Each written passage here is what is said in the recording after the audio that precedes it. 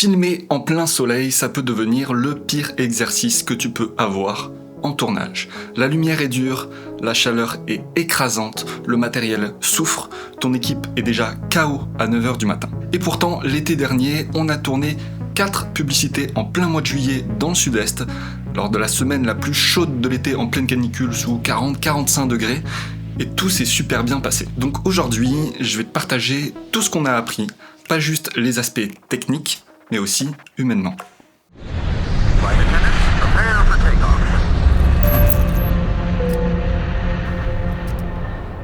Salut à tous, c'est Nat, bonne année, j'espère que tout va bien pour vous et que 2026 s'annonce prometteuse de beaux clients, de belles prods et de belles images pour vous. Si vous ne connaissez pas la chaîne, bienvenue, moi c'est Nathanaël, je suis réalisateur et cofondateur avec mon associé Maxime d'une agence de production vidéo et on est spécialisé dans les films publicitaires, corporate et promotionnels haut de gamme. Ici, on parle de plein de sujets autour de la vidéo, du son, des tips, des making-of, des conseils, des retours d'expérience, du business, donc plein de choses différentes qui peuvent vous intéresser, que vous soyez débutant ou confirmé dans le domaine. Et pour ceux qui suivaient la chaîne il y a quelques mois, vous avez pu voir quelques changements au niveau du décor, du nom de la chaîne, tout simplement parce que ces 6 derniers mois, on a fait un rebranding complet de l'agence avec un nouveau nom, une toute nouvelle identité visuelle et on a un tout nouveau décor pour vous faire de plus belles vidéos, donc on espère que ça vous plaira. Dans cette vidéo, on va voir comment gérer un tournage en conditions extrêmes. Parce que oui, quand on pense conditions extrêmes, on pense directement à la pluie, à l'orage, à la neige, au froid, mais je peux t'assurer que filmer en plein cagnard, ça peut vite devenir un enfer si tu t'y es pas préparé. Filmer en plein soleil, c'est pas qu'une question de lumière. On va y venir, t'inquiète pas, je vais te donner plein d'astuces pour faire de beaux plans, mais c'est avant tout de l'organisation, du confort d'équipe, du soin aux acteurs, de la gestion du matériel et beaucoup d'anticipation pour garder un rendu premium malgré la lumière qui est franchement horrible. Donc à travers les images, des making-of de ces tournages pubs pour une grande marque européenne de piscine, je vais te montrer comment on a réussi à sortir un rendu propre malgré des conditions, bref, vous allez voir. Filmer en plein soleil, ça peut déjà être une épreuve de résistance physique. À 8h du matin, il faisait déjà extrêmement chaud. Il fait beau, il fait trop chaud, mais il fait chaud. Moi j'ai trop chaud. T'as chaud comment? Je peux pas là, j'ai l'impression que je cuis comme un steak. Oui, non, mais là, c'est à cause de tes lunettes. C'est à cause des lunettes. Et toi, Estelle, sur une échelle de 1 à 10, la chaleur? 2. 12. Donc à 14h, je te laisse imaginer. Une équipe qui crame, c'est une équipe qui fatigue plus vite, qui devient moins précise, qui fait des erreurs, qui peut se mettre en danger. J'ai mal au cou là. Il est pas beau. Oh waouh! Oui, il y a pire. J'ai mal au cou, ouais. Non, il est pas beau. Après soleil. Il est vraiment vanille fraise là. On va au parc Astérix. Quand tu veux. On est loin du parc Astérix? Donc la règle numéro 1, c'est prendre soin de toi et de ton équipe. Concrètement, c'est à toi de prévoir à l'avance, que ce soit toi si t'es tout seul ou en petite team ou avec ta prod et ta régie, pour avoir de l'eau en continu, des glacières sur le plateau, des ventilateurs, des brumisateurs, de la crème solaire. Enfin, anticiper au moment du repérage si c'est possible les zones d'ombre que vous allez pouvoir utiliser le jour J. Un tournage, c'est aussi une affaire d'énergie. Avec Maxime, malgré la chaleur et la complexité des journées, on se devait de rester lucide et bienveillant. Si toi tu tombes, si ton équipe tombe, c'est ton tournage qui tombe. Ok, maintenant on va parler de technique. Beaucoup pensent que la lumière naturelle, c'est une lumière facile. Spoiler, non. Autant un bon sunset ou un bon sunrise avec des lumières douces et un soleil bas, c'est une bénédiction pour faire de belles images.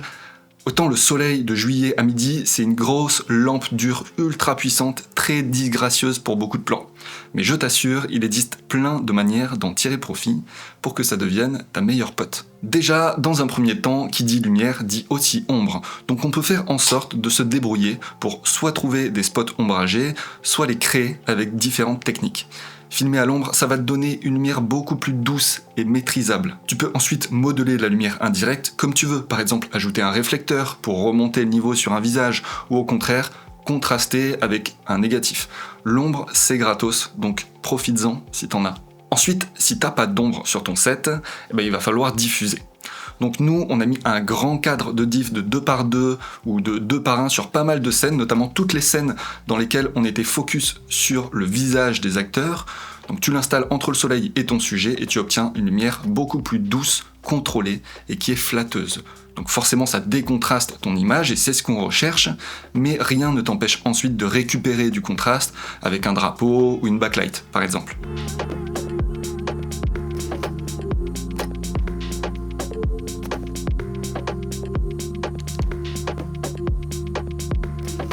Avoir une grande diff comme ça, c'est super confortable, mais si t'as pas ça, tu peux très bien utiliser des draps blancs, des voilages ou des réflecteurs pliables. Vous savez, les trucs 5 en 1 là, même si souvent c'est très petit. Faites attention quand même aux draps ou aux voiles que vous pouvez utiliser, c'est pas du matos fait pour, donc vous pouvez risquer d'avoir des shifts de teintes plus ou moins chaudes ou froides selon la qualité du tissu. Maintenant, on va parler lumière artificielle. Parce que oui, filmer au soleil ne t'empêche pas, et je dirais même ne te dispense pas d'utiliser des sources de lumière artificielle si tu as besoin. Et je vois beaucoup de débutants sous-estimer ce point.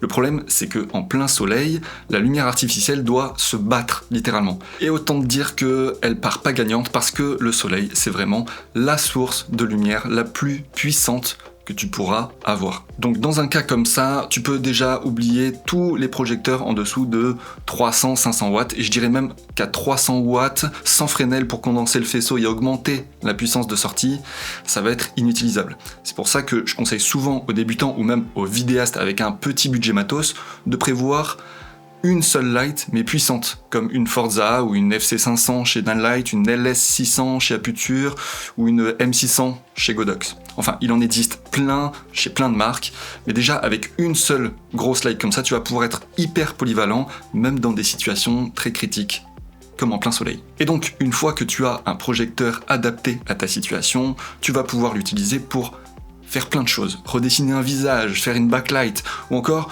comme on a fait sur cette scène, pour rééquilibrer un arrière-plan ombragé trop sombre. Ensuite, grosse problématique que tu vas rencontrer quand tu tournes avec des chaleurs pareilles, ça va être l'état de santé de ton matos. Parce que quand il fait 40 degrés, littéralement ta caméra va surchauffer, tes batteries vont se vider à une vitesse grand V, les moniteurs vont même parfois se mettre en sécu, tellement ils ont chaud pour se protéger. Donc notre règle avec les équipes, elle est toute simple, tout le matos doit être à l'ombre. Tout le temps. Et on sait, toi et moi, que la plupart du temps, nous les premiers, on fait l'erreur. Dans le rush des tournages, souvent le matos il est un peu éparpillé dans tous les sens et pas forcément aux bons endroits. Donc fais l'effort. N'hésite pas aussi à protéger ta caméra une fois qu'elle est installée et ton cadreur par la même occasion, ça lui fera plaisir et ça coûte rien. Nous, on utilise souvent un floppy qu'on met sur un système à côté du setup parce que le temps de faire le cadrage, de faire les modifs déco, de débriefer les comédiens, de faire tes premiers tests, son setup et tout, il a le temps de fondre 10 fois au soleil et ton cadreur de prendre une insolation. Le floppy, ce qui est bien, c'est qu'il permet de protéger en haut et sur un côté facilement. Et c'est pour ça qu'on aime bien utiliser cette technique. Entre deux scènes, s'il y a des changements de cadre ou d'acteur ou quoi que ce soit, dès que tu peux, tu sors ta caméra et tu la mets au frais. Ça paraît bête ce que je dis, mais je te jure qu'avoir un shutdown à cause d'une surchauffe en pleine scène, ça peut vraiment être la misère, surtout si c'est une scène en one shot. Ensuite, il faut prêter une attention toute particulière à tes comédiens. Tout le monde a chaud, mais toi tu peux dégouliner, c'est pas trop grave. Alors qu'un comédien qui transpire, ou pire, qui se sent pas bien, ça te ruine une scène. Donc si t'as la chance d'avoir une make-up artiste, il faut pas qu'elle hésite de rafraîchir au maximum tes acteurs avant les scènes, et à rester alerte sur toutes les prises pour intervenir et tamponner un peu tes acteurs dès que ça commence à partir en sucette. Nous, on avait Marilou qui avait en permanence un retour vidéo à son poste pour vraiment rester à l'affût. Et ça lui a permis de rien laisser passer et d'intervenir à la vitesse de l'éclair entre chaque prise dès que ça commençait à dégouliner. Et si t'es tout seul ou en petit crew, je te conseille de te munir de petites lingettes rafraîchissantes et de poudre anti-brillance. Bon, vous m'excuserez, je sais pas comment ça s'appelle, je suis pas un pro dans le domaine du make-up, mais si c'est possible et anticipable de ton côté, n'hésite pas à faire une rotation entre les acteurs pour éviter qu'ils passent 4 heures sous le cagnard. Ça peut être un très bon moyen de les préserver tout au long de la journée et ils te remercieront. Retiens que si ton comédien souffre ou qu'il n'est pas à l'aise, ça va se voir dans sa posture et dans son jeu. Donc protège ton casting comme tu protèges ton image. Et enfin, dernier conseil pour rester efficace malgré la chaleur, c'est d'anticiper encore plus ton planning que sur n'importe quel autre tournage. Essaye de respecter tes PAT, donc tes prêts à tourner, au maximum pour ne pas faire attendre tes équipes et tes comédiens, et optimise au maximum l'ordre de tournage de tes plans. Mets en place des systèmes de communication fluides entre tes équipes, par exemple avec des intercoms. Si tu peux éviter de faire déplacer tout le monde à chaque fois que tu donnes une info, c'est comme vraiment là que tu dois le faire. Prévois aussi des pauses plus longues que la normale, et si possible, permets à tes équipes de faire une rotation plus fréquente, même si on se sait, c'est rarement faisable. Tu veux que ton équipe reste fraîche, pas te retrouver à Bienvenue à Zombieland à 18h. Plus l'environnement est hostile, plus la rigueur, ta rigueur, doit augmenter, que ce soit techniquement ou humainement. Bref, filmer en plein soleil, c'est dur, mais avec la bonne organisation, la bonne lumière et une équipe protégée, tu peux sortir un rendu haut de gamme, même à 14h et même en plein cagnard. Donc, n'écoute pas tous ceux qui te disent d'attendre forcément le sunset ou le sunrise pour filmer, parce que tu vas passer à côté de plein de beaux plans qui sont à ta portée, même si t'es débutant. Si tu veux aller plus loin, n'hésite pas à me poser tes questions en commentaire, j'y répondrai avec grand plaisir. Et si ça t'a aidé, pense à liker, partager et t'abonner, ça nous motive beaucoup pour faire de nouvelles vidéos. En tout cas, merci beaucoup pour ton soutien et on se retrouve très vite pour la suite. C'était Nat, ciao.